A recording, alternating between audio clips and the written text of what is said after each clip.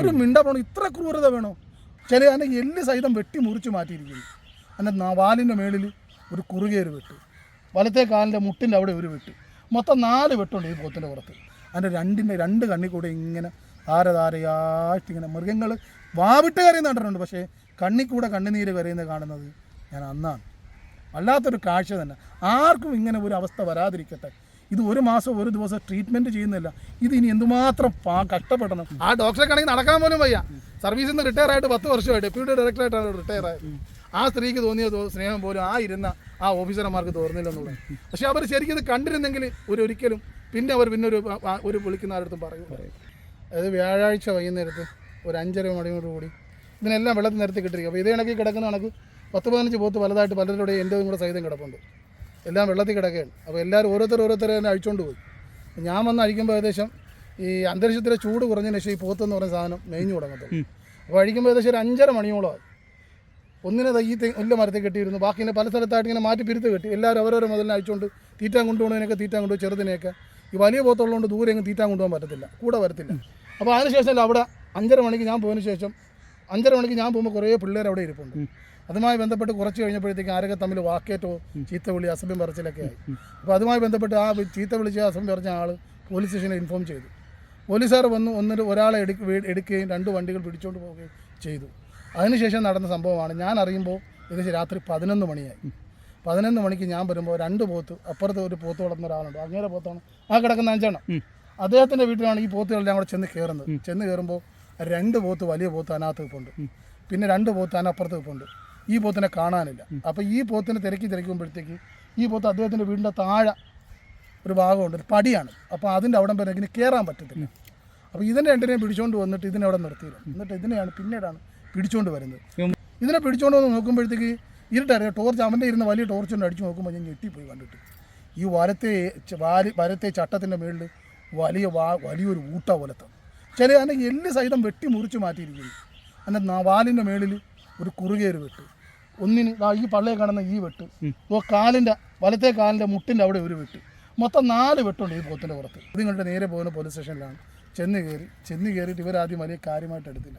പിന്നീട് അവർ ബീറ്റ് പോലീസുകാർ വന്ന് 2 മണിയാണ് രാത്രി. അവർ കണ്ടപ്പോഴാണ് അവരുടെ സീരിയസ്നെസ് ശരിക്കും അവർ മനസ്സിലാവുന്നത്. ഈ കാണുന്ന വീടുകളിൽ ഇതിനപ്പുറത്ത് പരിസരത്തായിട്ട് സുനാമി വന്ന് കുറേ ആൾക്കാരെ ഇവിടെ നിന്ന് മാറ്റിയതിന് ശേഷം ബാക്കിയായ 2 വീടുകളാണ് ഈ കാണുന്നത്.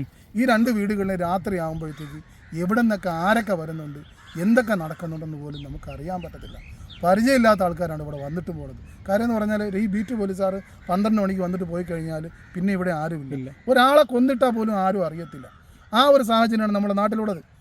ഇവന്മാർക്ക് എന്താ മനുഷ്യർ, ഇവർക്ക് നീയൊക്കെ എന്ത് മനുഷ്യൻ, ഇങ്ങനെയൊക്കെയുള്ള മനുഷ്യനാണ് സ്വന്തം അച്ഛനെയും അമ്മയെ പോലെ വെട്ടിക്കൊല്ലുന്നത്. അവർക്കൊന്നും ഒരു വകതിരിവില്ലേ? നിങ്ങൾക്ക് ഇത്രയും ബുദ്ധിയില്ലാതായിപ്പോയാ? ഒരു മിണ്ട പോണം, ഇത്ര ക്രൂരത വേണോ? വേറൊരാൾ എന്നെ വിളിച്ചിട്ട് പറയാം അതിൻ്റെ പുറത്ത് 2 വെട്ടാണെന്നുണ്ട്, ഇവൻ്റെയൊക്കെ പുറത്ത് ഒരു 41 മുറിവില്ലാതെ ഇവനൊന്നും മരിക്കത്തില്ലെന്ന്. 2 ദിവസം കൊണ്ട് അത് അനുഭവിച്ചു പോയാൽ ഇന്നിപ്പോൾ 2 ദിവസം കൊണ്ട് ഇന്നലെ ട്രീറ്റ്മെൻറ്റ് വന്ന ഡോക്ടർ തന്നെ അതിൻ്റെ കുത്തിയിട്ട് പറയണേ ഇതൊന്നും അറിയുന്നില്ല, ഇത് മരവിച്ച് പോയല്ലോടാ ഒന്ന്, ഇത് എന്തൊരു അത് മനുഷ്യനെന്ന്.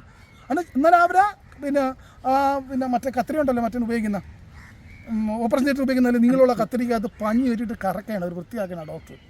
ആ ഡോക്ടർ വൃത്തിയാക്കിയ സമയത്ത് അവർ പറയണം ഇത് അനങ്ങുന്നില്ലല്ലോ. സാധാരണ വേദന ഇതിന് ഈ പച്ച മാംസത്തിനകത്തോട്ട് ഈ കത്തിരി കയറ്റുമ്പോൾ അത് വേദന കൊണ്ട് കിടന്ന് ചാടണ്ടേ, മരവിച്ചു പോയി ശരീരം അതിൻ്റെ ശരിക്കും. അന്ന് പിറ്റേന്ന് ഉച്ചയ്ക്ക് ഹെൽപ്പ് ലൈനെ വിളിച്ചപ്പോൾ ഞാൻ ഈ അവരെ ഏരിയയിലല്ല ഒരു സഹായിക്കേണ്ട ഒരു അവസ്ഥ, അവർ സഹായിക്കേണ്ടവർ പറയുന്നത് അവർ ഈ ഏരിയയിലുള്ള ഞങ്ങളുടെ ഏരിയയിലുള്ളതല്ല കേട്ടും. ഇത് 3 ദിവസം ഞാൻ കണ്ട അതിൻ്റെ വിഷമം, കണ്ണിനീന്ന് മനുഷ്യൻ കരയുന്നത് പോലെ കണ്ണുനീരിങ്ങനെ ശരിക്കും കണ്ണുനീര് പറയണം. എൻ്റെ കണ്ണീര് അതിൻ്റെ 2 കണ്ണിൽ കൂടെ ഇങ്ങനെ ധാരധാരയായിട്ട് ഇങ്ങനെ മൃഗങ്ങൾ വാവിട്ട് കരയുന്ന കണ്ടിട്ടുണ്ട്. പക്ഷേ കണ്ണിൽ കൂടെ കണ്ണുനീര് കരയുന്നത് കാണുന്നത് ഞാൻ അന്നാണ്. വല്ലാത്തൊരു കാഴ്ച തന്നെ. ആർക്കും ഇങ്ങനെ ഒരു അവസ്ഥ വരാതിരിക്കട്ടെ. ഇത് 1 മാസം 1 ദിവസം ട്രീറ്റ്മെൻറ്റ് ചെയ്യുന്നില്ല. ഇത് ഇനി എന്തുമാത്രം കഷ്ടപ്പെടണം. എനിക്ക് എവിടെയെങ്കിലും പോയി ഒരു സ്ഥലത്ത് നിൽക്കാൻ പറ്റൂ. ഇത് വന്നിട്ട് നേരം വെളുത്ത 4ാമത്തെ പ്രാവശ്യമാണ് ഇതിൻ്റെ ചവിട്ടി വരുന്നത്. എനിക്ക് എന്തുമാത്രം ഒരു ദിവസം എത്ര പ്രാവശ്യം ഇതിൻ്റെ വിട്ടി. കഴിഞ്ഞ രാത്രി ഞാൻ ഇവിടെ നിന്ന് പോകുമ്പോൾ 12:30 മണിക്ക് എൻ്റെ ഇരുന്ന് സ്പ്രേ എടുത്ത് അടിച്ചിട്ടാണ്. ഇതിനോട് രാവിലെ ആ ഡോക്ടർ പറഞ്ഞെന്ന് മരുന്നനുസരിച്ചാണ് ഇപ്പം ട്രീറ്റ്മെൻറ്റ് നടക്കുന്നത്. കൊടുക്കേണ്ടതൊന്നുമില്ല, അവൻ രക്ഷപ്പെടുത്തി എടുത്ത് തരാം എന്നാ ഡോക്ടർ പറഞ്ഞു. ആ ഡോക്ടറെ കണക്ക് നടക്കാൻ പോലും വയ്യ.